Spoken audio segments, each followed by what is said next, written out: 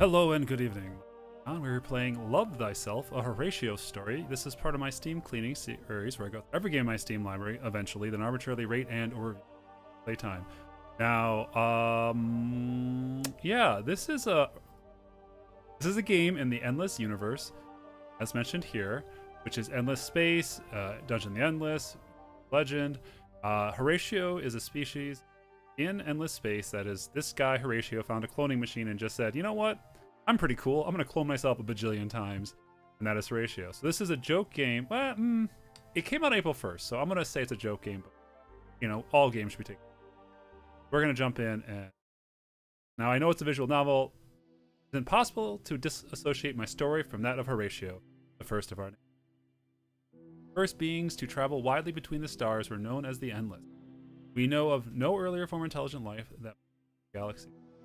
Their history is glorious, above all tragic. Though they unlocked the secrets of time, space, the stars, and life itself, they were unable to master their own eternal. What remains now of the Endless are strange, disjointed traces in the deeds, observatories, experiments, cities and worlds, and perhaps not all of this is secure or verifiable in the peoples. Many starfaring civilizations have risen or have fallen as well. Events in recent history led to an explosion of players on the. One of these, undoubtedly a major one, Horatio. Once upon a time, Horatio was just a man. Simple, modest, billionaire. One night, a vision came to him. In the face of a dream, it was a vision of empire, eternal life. He left everything behind, venturing through the stars. Over the ages, he discovered many of the mysteries left by the Endless. Knowledge and power grew. He created his first sons, and willed his empire into existence, a beacon of all that is brilliant. Now the empire of Horatio flourishes, and Horatio himself is immortal, with a power to rival that of the Endless. Some say they were gods. They're dead now. While we thrive through our brothers, our god, Horatio, go towards the light. I think I hear someone. Lab technician. All the clones in this batch are to be decanted today. I know this is earlier than the original schedule planned for, but the schedule didn't plan for 2 patrol squads in the heartland of the Empire going missing within a month. Just follow my lead, and the procedure will be fine. If you do well today, you might be promoted to junior lab technician. Expected. Assistant lab technician. That would be amazing, sir! Don't interrupt. Most of the process is automated, but contrary to some of the cloning hatching sequences you've seen in class, the final steps are still done by hand. There are procedures for which the computer cannot be trusted. You have to rely on a steady Horatio judgment. Back to our specimens. Handle the clone births A through L. I'll do the other row. Pick one and get to. Can you hear me? One moment I'm asleep, the next I'm alive. My eyes struggle to adjust to the brightness of the room. It slowly comes into focus. A man in a white and blue uniform bent over me, bald, elongated head, and a look of concern on his face. Hello? Ah, you're awake. Great. I have a couple of questions for you. He shoves a small hollow pad he's holding. It's very bright, and I recoil slightly, groaning. Starts flipping the pages when the other voice calls out. Come over here, please. I need your help. The man looks for a place to put down his hollow pad, then realizes his outfit doesn't have pockets big enough to accommodate it. Ain't that always the truth? Tengus FO7, I'm talking to you. Get moving. Yes, sir. Coming. Oh, we now, or Turgus, we've now learned his name. He dealt down to me and then put the tablet down. I'll be back. He trots away out of sight. I struggle to prop myself on one elbow, so I can keep watching him. He stops at a platform some distance away, on which lies a naked man. Another uniformed man is standing by, looking at the side panel next to the platform.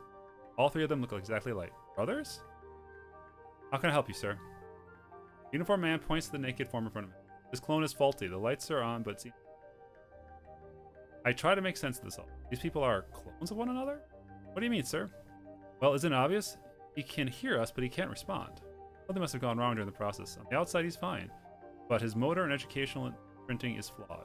The result is a useless husk. What good is it being beautiful when you can't make it proud? Clone bats are near perfect, but every once in a while, some other part of the pipeline produces a disgusting abnormality.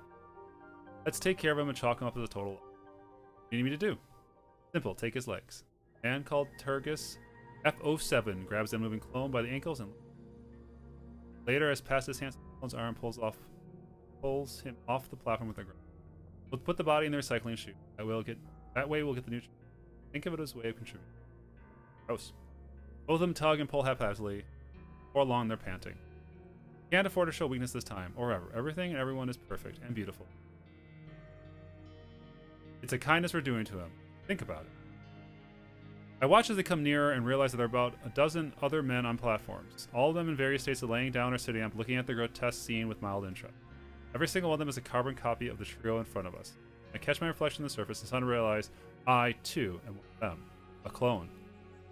Of them. A Horatio. It's a good thing we caught this now, so we can fix it for the ceremony. Our records need to be perfect. Otherwise, we'll end up in Backwater Station, decanting only he who knows what. This is a small blessing, really. For you and me, I mean, for him, not so much. The trio passes in front of me for a moment, my eyes locked into those of the faulty clone. Far from being dead inside, I can see fear radiating from him. He knows he's going to be killed off because he's imperfect.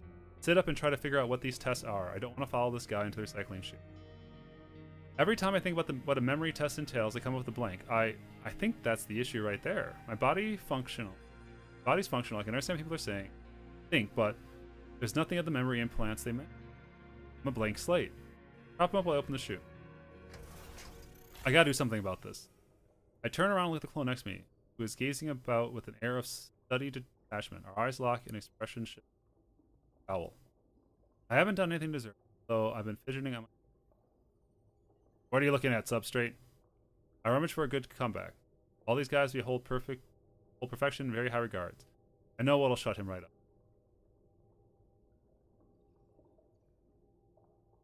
I'm just wondering who's... Takes him a moment, but eventually gets it. Reddens and mutters on his breath. It definitely doesn't...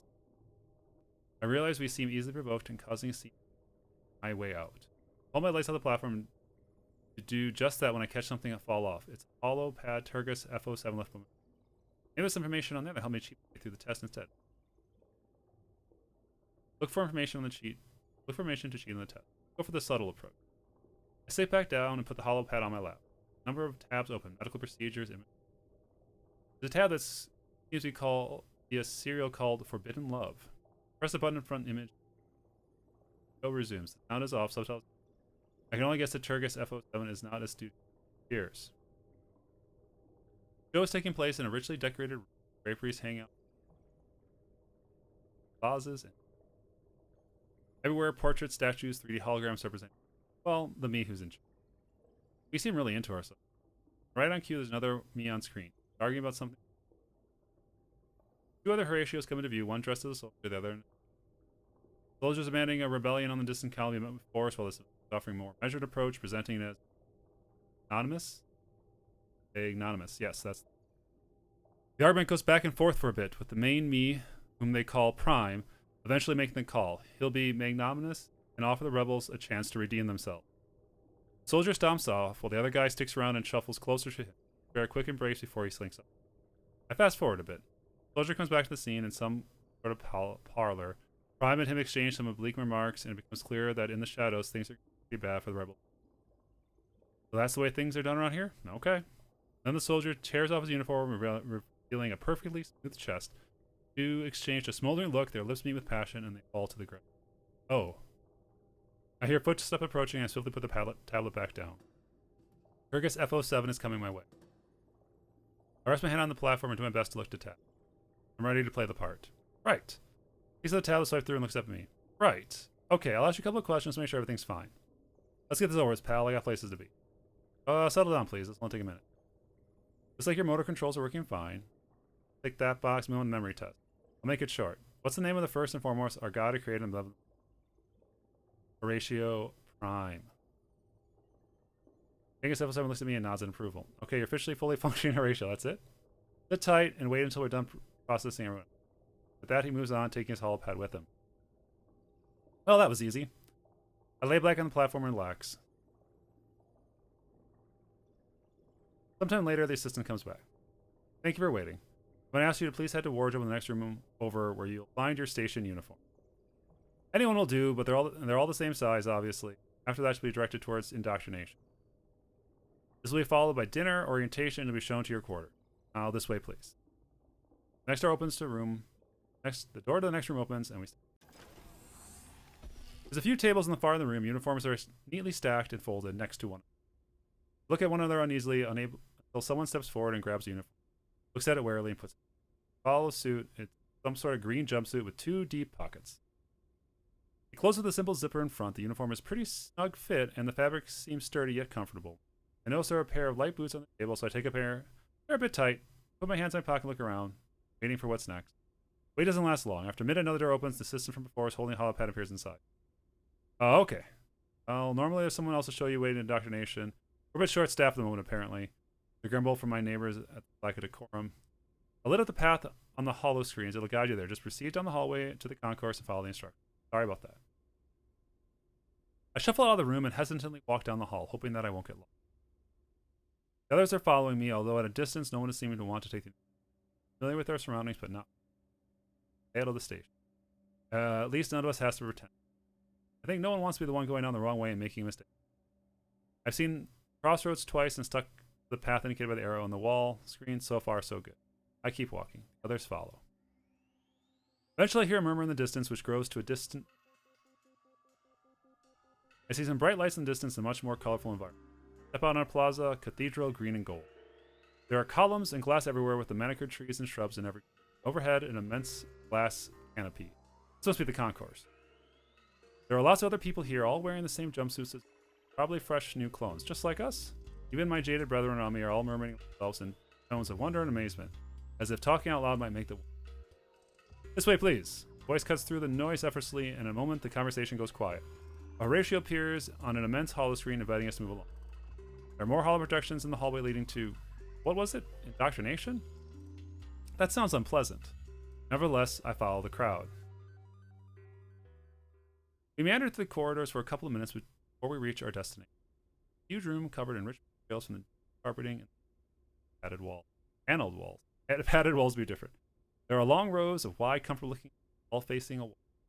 Immense hollow screen. Low columns from arcades.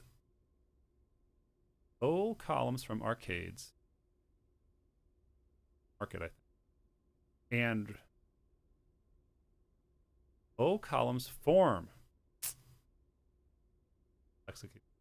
Low columns form arcades and run along. It's got there. A Horatio in a red suit is standing with arms crossed behind his back on a low podium in front of the hollow screen. He has a look of a studied annoyance on his face. Once all of us are inside the room, he speaks. May I have your attention, please? The crowd falls silent. He carries a voice across the room, and even from somewhere near the entrance, you can easily hear him. Please take a seat. Go all the way through the row and don't hog the center seats. You'll hear me just fine from the sides as well. A bit of rush forward for the new clones to do exactly the opposite of that. Soon enough, a cluster of us are sitting in the prime seats, preventing the rest from filing of the file for moving on. Oh, for his sake. Go around the audience and find us on the other side and occupy the back and sides of seats necessary. I position myself carefully in a spot at the back. I'd rather watch what's happening and do my best to blend. Horatio in red outfit seems about to continue when another moves in from the shadowy arcades, side of the room and climbs the step to the podium. His feet echo softly on the green marble tiles. The red Horatio closes his mouth and deflates a bit. The other one is moving pretty slowly, and from the image look of my close neighbor, I can only imagine that it's on purpose. He dismisses the red with a casual gesture of his hand.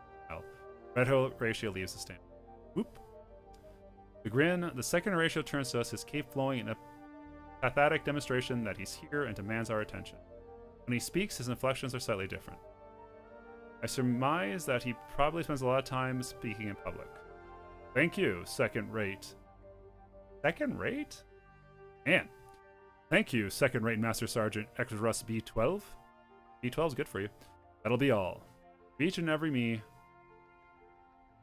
That's good. Each and every B? That's pretty good. Welcome to Kappa Station, finest in the cluster. Memory imprints do not cover the last couple of decades since the last backup was distributed among the cloning facilities in the quadrant. Therefore, a lot of information you know and the things you know may be outdated. This is a crash course that was happening while you were sleeping. Let's start with the most important thing. Etiquette with regards to my person. You may address me as third-rank esteemed Grand Headmaster Radchai Mercenaros PO2. Settings that only comprise initiative level and above station personnel. You can call me simply Grand Master SP. In public, you will always address me as your likeness.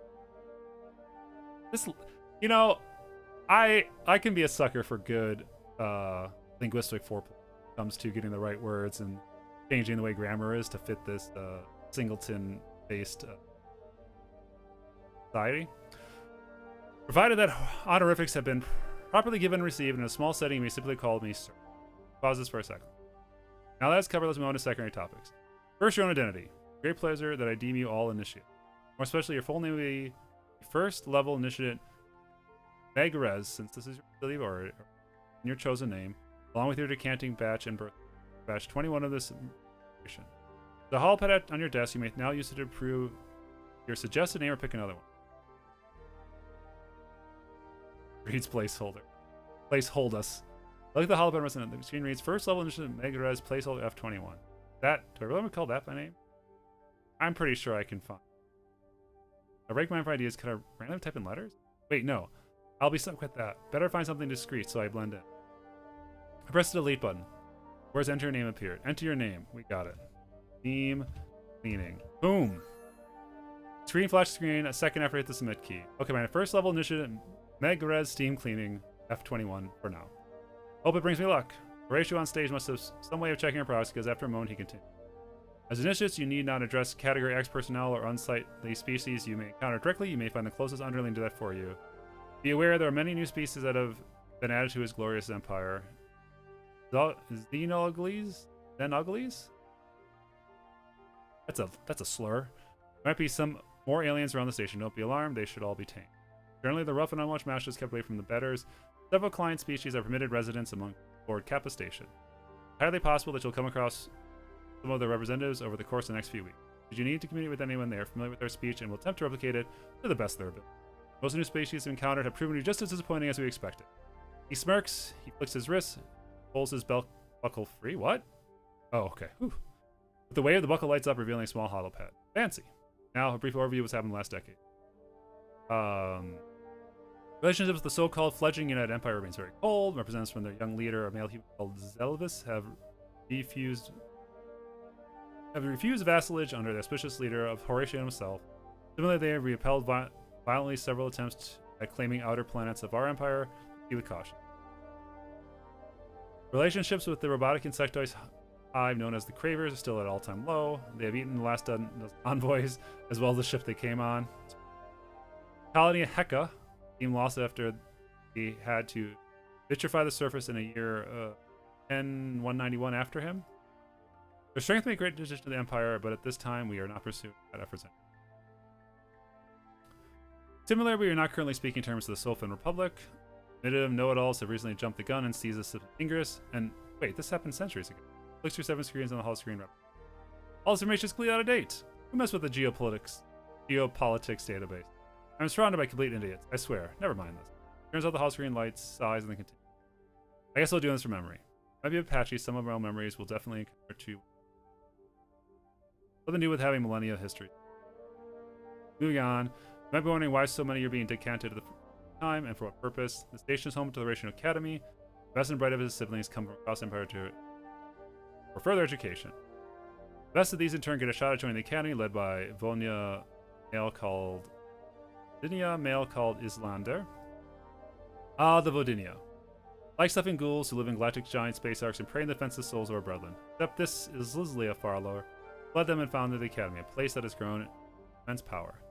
They have knowledge and mastery of dust. Purpose, if you end up among the chosen few, go there and acquire some of the knowledge and power, bring it back to the glory.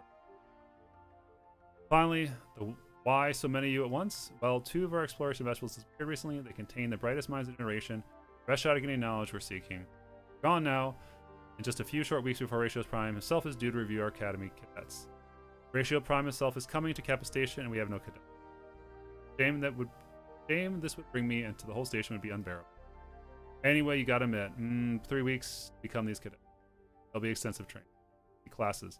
There'll be etiquette courses, unless it's in the latest courtly dances. There'll be no failure. Now, if you have any questions, keep them to your instructors for now. Time for you to get sustenance and retire to personal.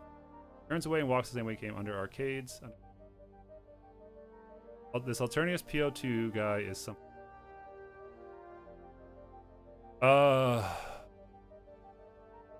That's how people around here. If I understand correctly, I have 3 not only pass as a normal Horatio, but become outstanding, worthy of sending on. Probably. Gotcha. Um, this is I like this game. I'm a big fan of the Endless series. Um, so obviously I'm a little biased in some of the sense. Um,